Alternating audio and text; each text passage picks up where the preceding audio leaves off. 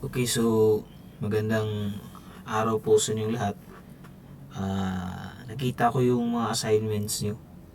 Tsaka may mga nakita akong sobrang dali na lang na yung ginagawa nila. Yung iba, may mga mahihirap naman na nakikita ko. Tsaka good yun dahil napapractice nyo po yung pagsosolve ng medyo complicated na problems. Ngayon naman, ay sinabi ko sa inyo nung nakaraan na i-familiarize nyo to itong mga basic differentiation formulae. Yun na take up na natin yung constant rule na the derivative of a constant number is always equal to 0. Tsaka yung multiplicative constant rule o yung tinatawag natin coefficient rule. So pwede yung malabas galing sa variable niya, no? Ano po? Pwede mo ilabas yung coefficient galing sa variable, yung ma-derive na variable. Meron din tayong multiplication, addition rule. O addition o subtraction rule depende sa ginamit na operator. At saka meron power rule, product rule, at saka quotient rule. Ito naman pong chain rule. Yan po yung tinatawag na the combination of all the rules. Gato po, kapag meron kayong, for example meron kayong f of g of x. Bali po yung derivative nito magiging f prime of g of x multiplied to the g prime of x. Bali, kakadayin na siya. Kung meron kayong variable dito sa loob, tsaka may variable naman sa labas, kakadayin na yung magiging output ng differential mo. Matatakil natin yan mamaya-maya. Ano po? Ngayon, ang sabi naman din dito sa mga templated na o mga naka-formula na derivative, kung i-derive pa ito gamit ng 3-step rule, makukuha naman po. Kaya lang masyadong tedious na yung process. Mataas na din. Di na kaya ng utak natin. So ito na lang. I-familiarize na to. For example, the derivative of sine. Ayan. Yung derivative ng sine is cosine. Tsaka yung derivative ng cosine, negative sine x. Derivative ng tangent, secant squared x. Tsaka yung derivative ng secant x is secant x tangent x. At derivative ng cosecant x, negative cosecant x cotangent x. And derivative of cotangent x is negative cosecant squared x. Yun sa trigo. Sa inverse trigo naman, derivative of arc sine x is 1 all over square root of 1 minus x squared. Derivative of arc cos x is equal to negative 1 all over square root of 1 minus x squared. Tsaka yung derivative ng arc tan x or inverse tangent of x is equal to 1 all over 1 plus x squared. And the derivative of arc cotangent x or the inverse cotangent x is equal to negative 1 all over 1 plus x squared. Yan po sa inverse trigonometric functions. Dito naman tayo sa exponential at logarithmic functions. The derivative of e raised to x is always equal to e raised to x. And the derivative of a raised to x, iba po yung e, ano po? Yung e is a Napier's number. Check ko lang yung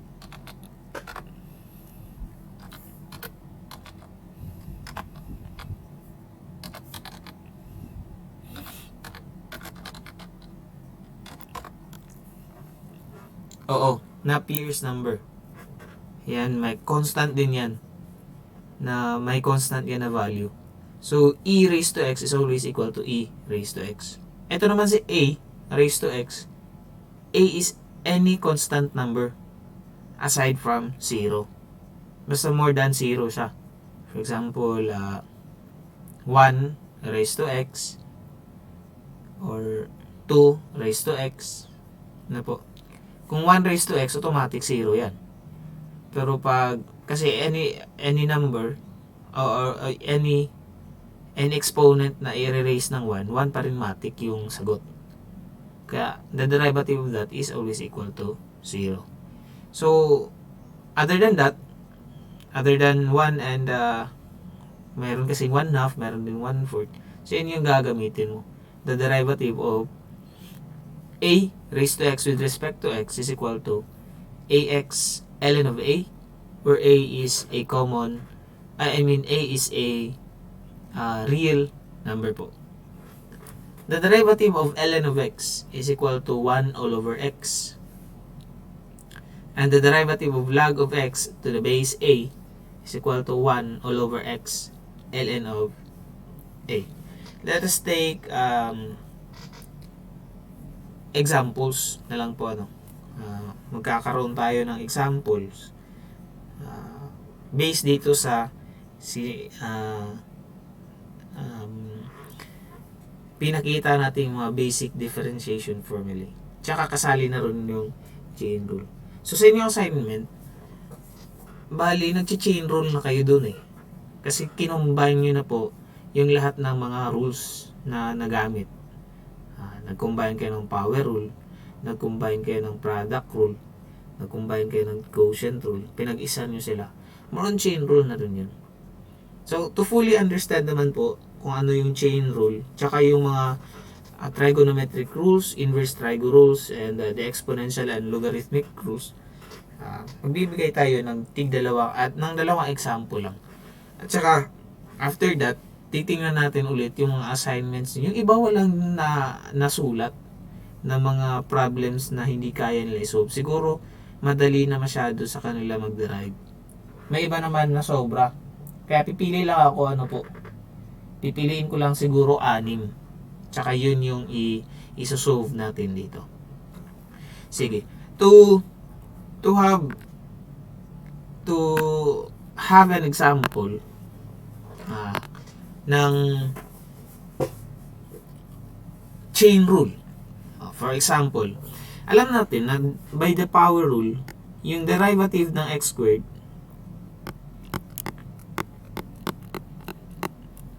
by power rule, alam natin na the derivative of that is equal to 2x raised to 2 minus 1 or 2x. So para madali tayo, sige, ganyan na lang para hindi malilito yung iba. So ito yung derivative niya. What about naman ngayon kung magiging f of x is equal to x plus 1 quantity squared?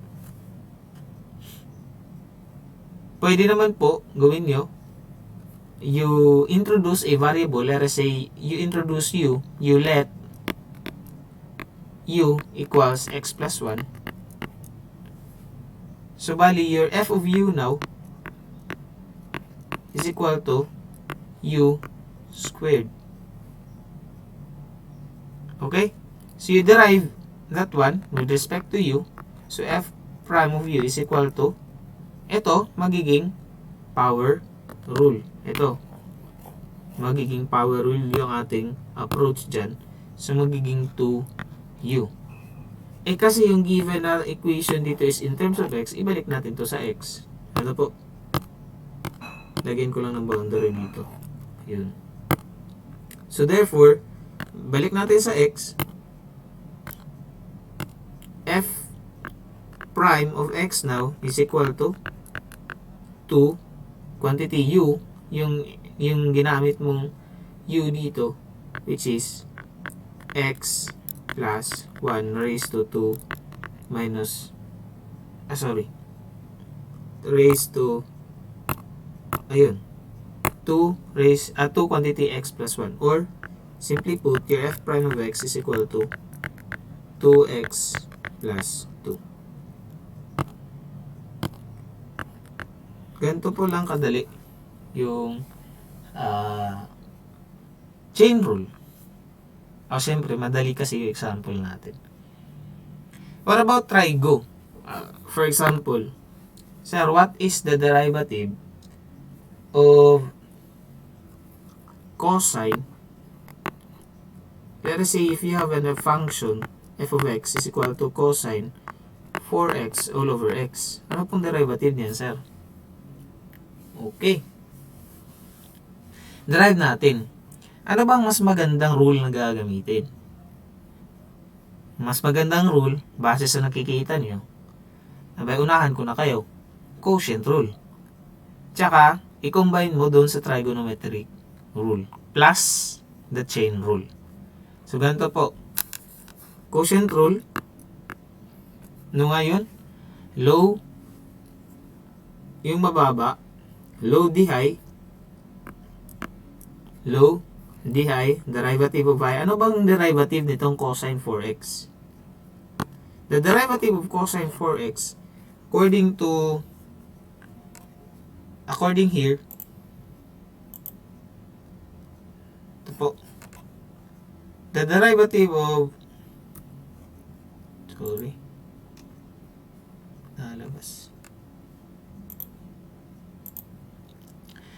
according there, the derivative of cosine x is equal to negative sine x. Pero po, dito, yun, you derive this one, so magiging negative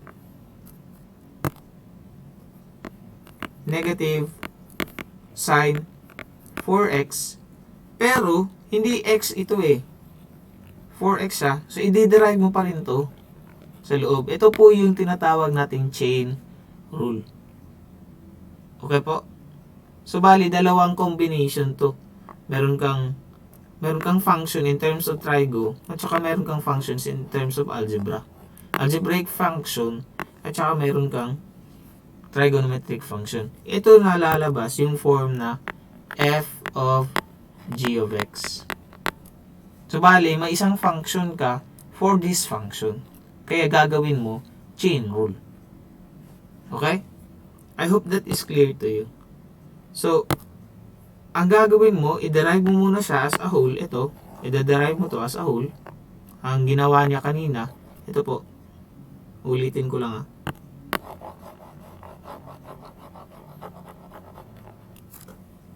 Check niyo yan Yan. Kita niyo? Yung chain rule dyan, inuna niyang dinerive yung function as a whole, then dinerive niya yung nasa loob ng function, ng isa pang function. So, bali, ang mangyayari dito, kunyari hindi ko muna na-derive to.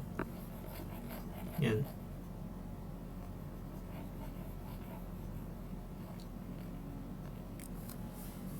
So, bali, ang mangyayari, pag i-derive mo si cosine 4x, when you derive cosine 4x, that is equal to, ano yan? May dalawa kang functions Ano po yung dalawang functions mo ulit? Meron kang trigo function at saka meron kang algebraic function. Si algebraic function is always independent to your trigo function. Kaya kailangan mong i-chain rule. So maging, i-derive mo muna si cosine, yung whole function. Ano bang derivative ng whole function? Of course, from that differentiation formula, sabi dyan, cosine, derivative of cosine is always equal to negative sine. So, ito magiging negative sine 4x. Sabi sa chain rule, pagkatapos mo i-derive yung overall function, i-derive mo naman yung nasa loob. So, derivative of 4x is, of course, 4. So, magiging ito, ito is quotient rule. So, magiging x quantity, derivative of this cosine 4x, which is this one. So, magiging negative 4 sine 4x. Okay na tayo dun sa taas. Meron pa pala, minus.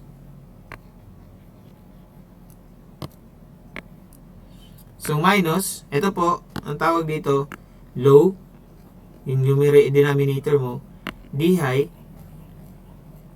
derivative of high, minus, high, yun, high na naman, cosine 4x, and then derivative of low, which is, of course, this is derivative of x is always equal to 1. All over x squared. And this is equal now to negative 4x sine 4x minus cosine 4x all over x squared. Tanong, sir, pwede ba nating ma-cancel yung x? Hindi po pwedeng ma-cancel yung x. Kasi po, itong function na to, they correlate with each other. Hindi pwedeng kunin si x dito dahil naka-under function siya ng cosine. Okay po? Tsaka ito rin, hindi. Pero kung may x naman dito sa labas, pwede naman sana. Kaso wala eh. Kung may x dito, may x din dito, pwede natin ma-factor out yan. So, bale, ito na yung final answer natin. May mali po tayo. Alam niyo po saan po yung mali? Ito po, hindi natin nilagyan ng f prime of x. So, dapat be cautious. Yun. Ito yung final answer natin. So, dito niyo na makikita yung mga problems na combination na ng algebra at saka trigo. What more pa? Ano pa po kung isasali pa si logarithmic at saka si exponential. At saka si inverse trigo pa. No? Okay? Next. Bigyan naman natin ng example. Si inverse trigo. Nakita ko sa assignment nyo, nahirapan daw sila paano mag-solve ng arc cos x. Oo, mahirap yan kasi dadaan talaga tayo sa 3-step rule. Yung f of x, ito, f of x plus h minus f of x all over h, tsaka kunin mo yung limit niya as h approaches to 0. Ang hirap kasi pag arc cos, meaning niyan inverse cosine x, hirap kaya ito i-define. Kaya, laking tulong na rin itong differentiation formula na ginagamit natin. Yan. Kasi nakalatag na kung ano yung magiging derivative niya. So, doon sa assignment, doon sa nilatag, ewan ko sino yung naglatag doon na mahirap sagutin. Opo, mahirap talaga yung sagutin kasi kailangan natin yun i-drive gamit ng 3-step rule. So, I suggest you just familiarize doon sa basic differentiation formula. So, ito, yun, i-derive arc cos x with respect to x, of course, kasi x yung variable natin dito. That is equal to, ano yun? Negative 1 over square root of 1 minus x squared. Parati na po yan. Tama ba? Tignan natin ulit. Yun, tama. Negative 1 all over square root of 1 minus x squared. Okay? Sir, paano naman po kung hindi lang x ang andito? Paano po kung may variable? O di kaya may exponent? O di kaya may ln? Ano po? Sige, try natin. May exponent siya. What is the derivative of arc cos paano ba? X squared na lang, ano? X squared. So, bali, gamit pa rin dito. Sabi dun, the derivative of the derivative of arc cos x is equal to 1 all over 1 square root of 1 minus x squared. So, dito po, pwede naman gamitin natin pa rin yun. So, magiging f prime of x is equal to negative 1 all over square root of 1 minus dito, yung ginamit nating x kanina, ito, x lang kasi dito kanina. Tsaka doon sa formula, i-square mo lang siya. Ngayon, yung x mo is x squared na eh. So, yung angle ng cosine mo, arc cos mo dito, is in x squared na. So, bali, magiging x squared quantity squared. At dahil po, isa din itong function, at saka function, kailangan mong i-chain rule yan. So, kailangan mo rin kunin yung derivative nito. So, magiging multiplied to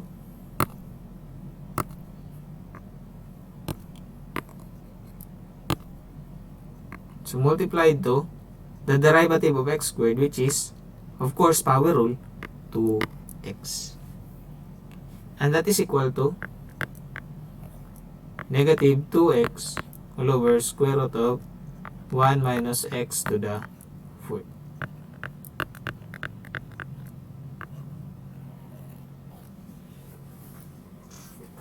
Okay?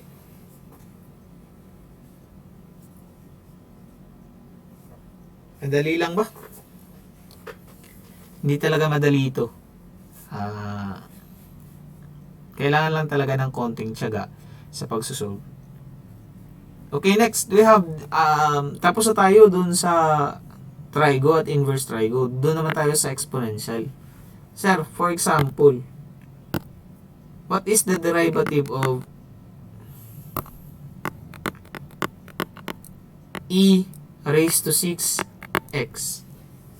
Sabi dito sa differentiation formula, yung derivative of e raised to x is equal to e raised to x. Ganon din po dito. The derivative of e raised to 6x would be e raised to 6x. However, ayun, may however na. Kailangan pa rin nating i-derive yung x mo dito. Kasi chain rule din yan. Ito po is a function. Ito po is a function. So, i-chain rule mo pa rin yan. Lagyan ko na lang ng f prime dito kasi nag-derive na tayo. So, i-chain rule mo yan. Kunin mo yung derivative nito, magiging 6. Of course, yung derivative ng 6x is 6. Or, simply put, this is 6e raised to 6x.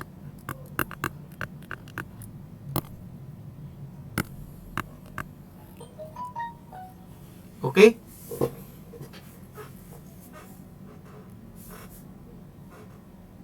What if, sir, ganito?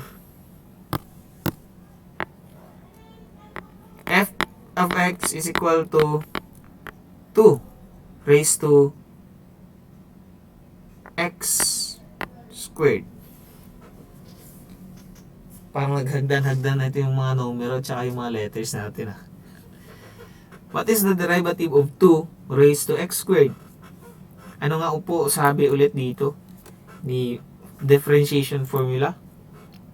Yan, sabi niya, kapag ka a number raised to a variable, let's say x, and you get to derive that one, that is equal to ax ln of, a raised to x ln of a. So for this case, yung a natin is 2, so yung f prime of x mo is equal to 2 raised to x squared. Yung sabi kanina, di ba? 2, ito po, tingnan nyo, 2x ln of a. So dito, 2 raised to x squared ln of 2. However, kailangan pa rin natin gamitin si chain rule ulit. Kasi this is a function, a constant function, and a function. So, ide-derive mo pa rin si x squared. So, magiging ano yan?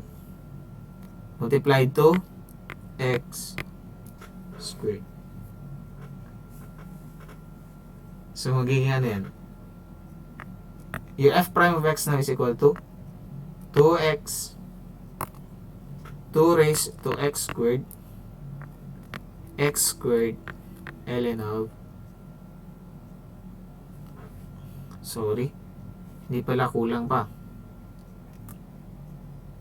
Hindi pala x squared, 2x pala yan. Kasi ide-derive mo yung x squared eh. So you need to multiply this by the derivative of x squared, which is 2x.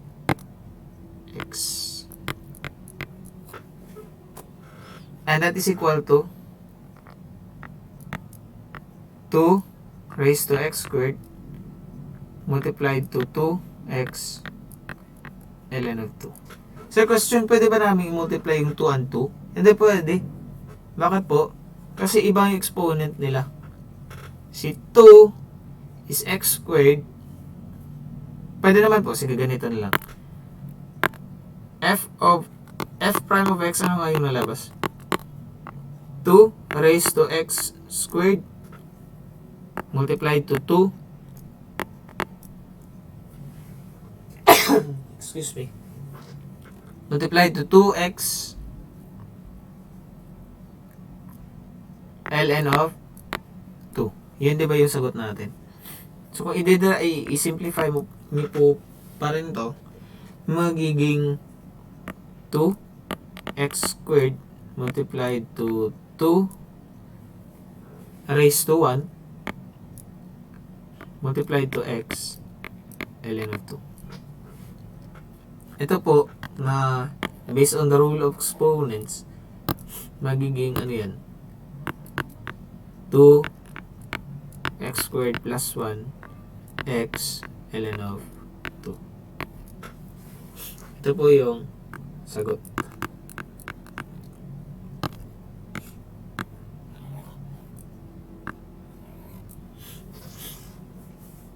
So, diba, nakabase lang po talaga lahat doon sa formula. Dito po, dito sa formula na to. So, kung na-familiarize niyo yan, ninyo yan, tsaka sasabayan niyo po ng chain rule, tsak, panalong-panalo na kayo mag-derive. Alam na alam niyo na paano mag-derive. Okay? Now, we will consider the examples that you have written on your assignments. Atin pong isa-isahin. Kukonsider lang po ako ng 6. Sige, unahin natin si ito. Ito mukhang malalanga. Ito po. Ewan ko kaninong grupo to. ln of wala pa lang.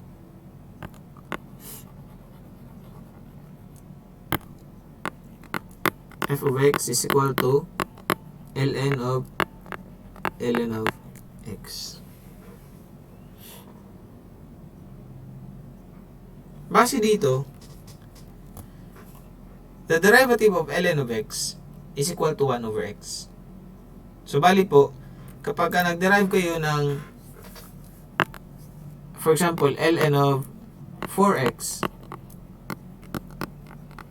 pag i-derive niyo po yan, magiging ang daming signs.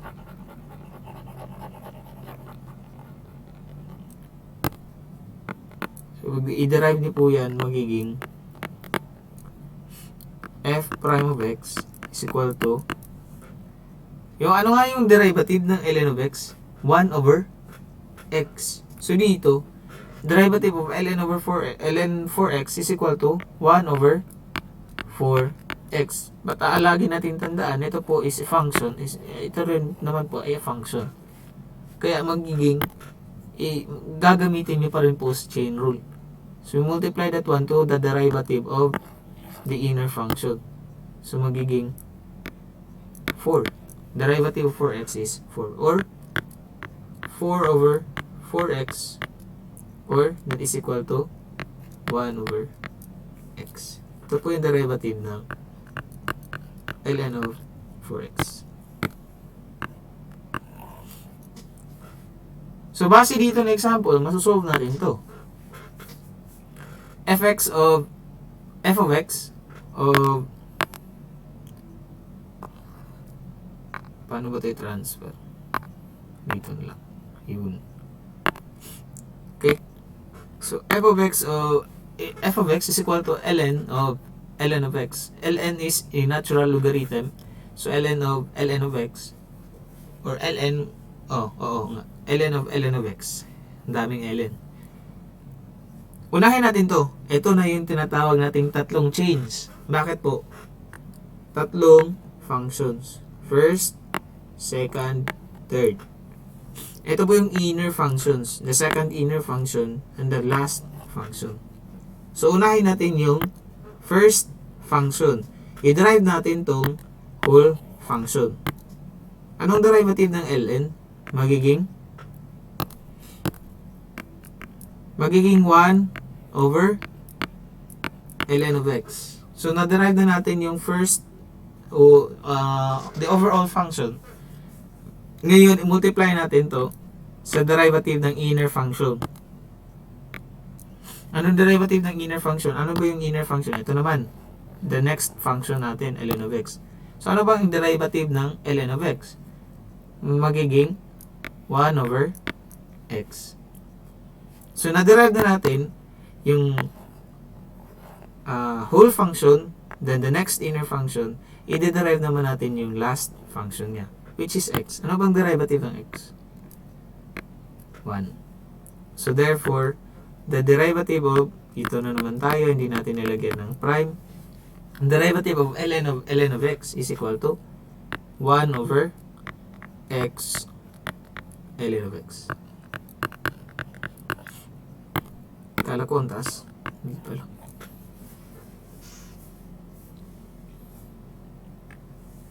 Okay? Yun ang isa. Meron ding nagbigay dito ng trigo function. Try natin to. Cube root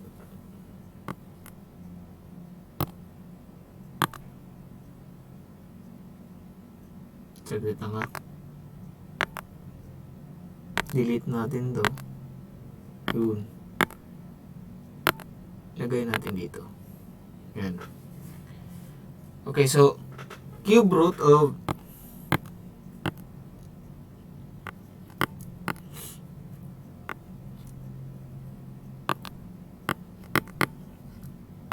f of x is equal to cube root of tangent hindi pala. Nasa taas lang pala yung cube root. Yun. Cube root of tangent x all over x. Ito naman, yung approach natin dito is gawin ko tong exponential form. So, magiging tangent x raised to 1/3. Kasi cube root is just equal to a function raised to 1/3 all over x. Hindi ko pa nilagyan ng f prime kasi hindi pa ako nag-derive. Yan. Nalito tuloy ko.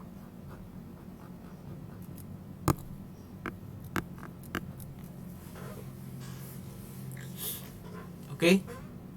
So, from that, you can now solve that one using quotient rule. Paano ba yung quotient rule? F of x, may f of x ka na, so f prime of x na tayo. F prime of x now is equal to, paano yung quotient rule? Of course, low, sulat mo si low, i-derive mo si high. Ayan. Ito, anong gamit natin? Meron tayong tatlong functions. Ito yung una, ito yung nasa labas, pinakalabas, ito yung pangalawa, tsaka ito yung pangatlo. Unahin natin yung pinakalabas. Ano bang gagamitin natin dyan? Of course, gagamitin natin si power rule. So, magiging, derivative niya maging, lagyan ko lang dito kasi isang derivative yan 1/3 tangent x raised to 1/3 minus 1. Okay? Pagkatapos nun, i-derive mo naman ulit yung sa inner. Tapos na tayo sa outer eh. Derive na natin si inner. Gamit natin, ano bang gamit natin dito? Derivative ng tangent x. Ano ba yung derivative ng tangent x dyan? That is secant. Yan po. Derivative ng tangent x is secant squared. So multiply it by secant squared x. Tapos na tayo sa inner. Ito, sa tangent. Ang last na lang natin is yung pinaka nasa loob ng function niya, which is x. And the derivative of x, of course, is equal to 1. So, hindi ko na ilalagay. Mukhang kukulangin yung space. Bura ko na lang to.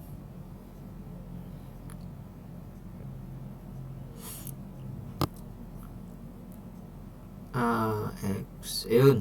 Low. Ito po si low.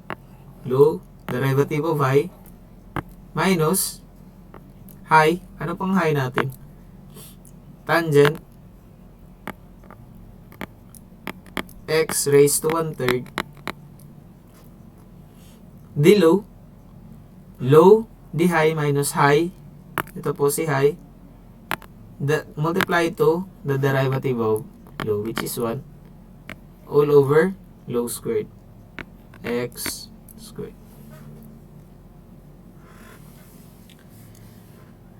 So, pwede na nating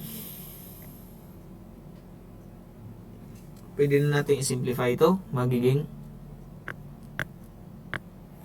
yung nasa taas maging x, sorry, parang laki ng x squared.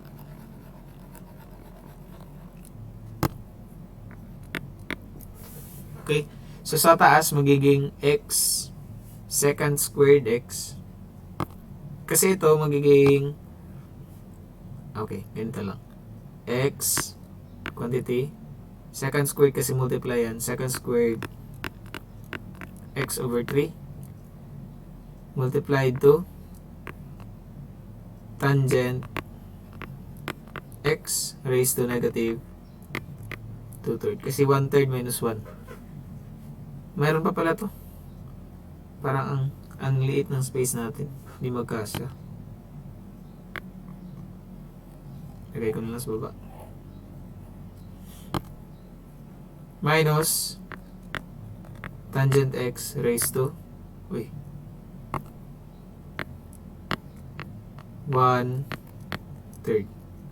all over x squared. So, bali po magiging ito maging x,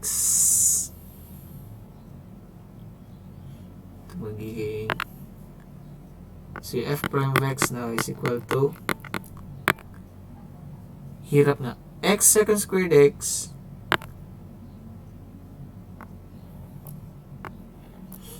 ito yung nasa taas, x secant squared x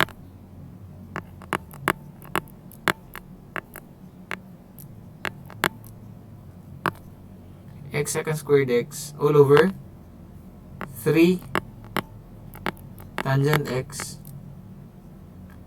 raised to 2/3 na. Opo. Nilagay ko sa baba para maging positive yung exponent niya. So, minus tangent x raised to 1/3 all over x squared. So, pwede makancel si x. Hindi pa pala. Wala kasing x dito. Okay. So, ilabas natin si tangent x 1/3. Ano po? Labas ko si tangent x 1/3. Magiging tangent x raised to 1/3. Yung dito, yung first term magiging x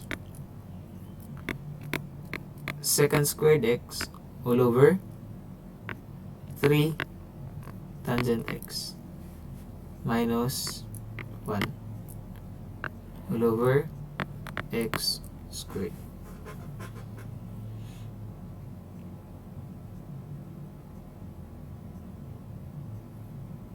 Itong secant squared x, tangent x, pwede pa rin ito ma-simplify. Yung secant squared x, ito po. Ito lang ito. Secant squared x, tangent x, simplify ko dito separate ko lang. Secant squared x all over tangent x. Alam natin si secant x is equal to 1 over cosine squared x. Alam natin si tangent x is sin x over cosine x. So magka-cancel to. Ang maiiwan is 1 over sin x cosine x. So bale dito magiging f prime of x now is equal to tangent x raised to 1/3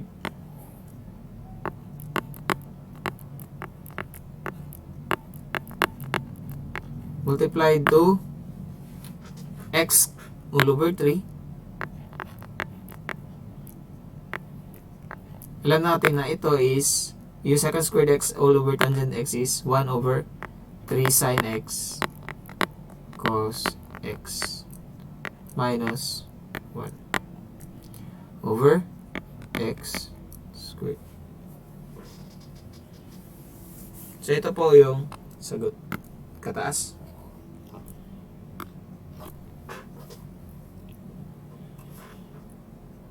Okay? Nasundan ba? Kung wala, pwede namang i-replay. Ulitin nyo lang. Okay po? Sige.